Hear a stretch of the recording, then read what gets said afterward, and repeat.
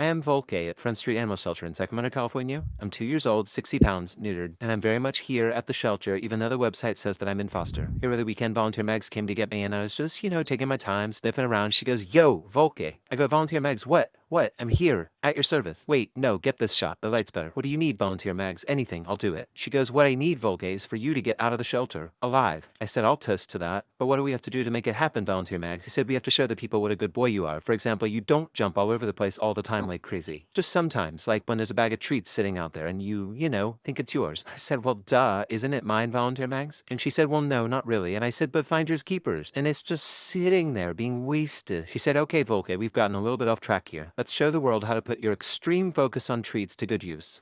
From my town, trust me, I'm my INDEPENDENT shit hustling, chasing dreams since I was 14 with the 4-track bustin', halfway across that city with the back crush shit. Labels out here, now they can't tell me nothing. We give that to the people, spread it across the country. Labels out here, now they can't tell me nothing.